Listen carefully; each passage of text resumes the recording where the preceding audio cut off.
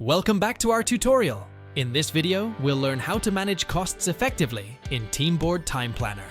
Here's what we'll cover: setting up rates and costs, tracking billable hours, generating cost reports. Let's get started.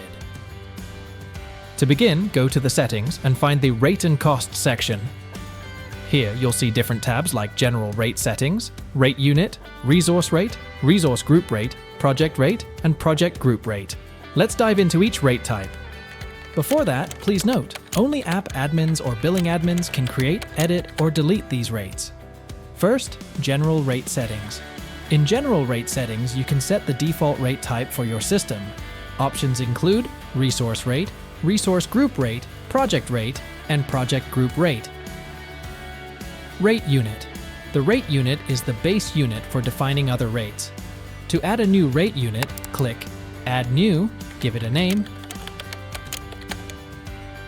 set the rate number, and select a currency. Resource Rate. The resource rate is applied to individual resources. To set up, find the member to view all the rates. The admin can add new rates, edit or remove the existing rates. Choose the start and end date the rate takes effect. This time range can't be overlapped if a resource has multiple rates. Check User System Rate Unit to choose from the existing rate units, and uncheck to enter the custom rate. Keep in mind that rates can't overlap, and you can only edit and add new rates for future dates. Resource Group Rate. The resource group rate is useful when multiple resources share the same rate. Click Add New, search and add member to the group. One member can belong to only one resource group rate. Fill in name and add description.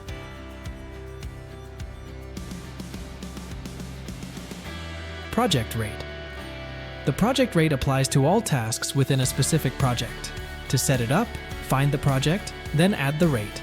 You can use the system rate unit or set a custom rate. And finally, Project Group Rate. It's perfect for applying the same rate across multiple projects. To create a group rate, search and add projects into the group. One project can belong to only one project group rate. Fill in name and description, then choose your rate unit.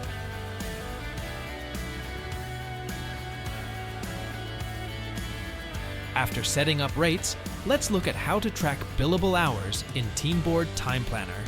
First, navigate to the Schedule or Calendar board to define billable tasks. Assign costs directly to tasks by clicking on Planning Details. As a billing admin, you can mark tasks as billable and select the rate type. The cost for these tasks will be calculated based on the hours scheduled for that task and will be shown as scheduled cost on the report. To track the actual cost, you must log time for each task. In the Jira ticket, open the TeamBoard TimePlanner to log your time. Click Add Time Log and enter the spent time to log. You can also log in real time using our timer.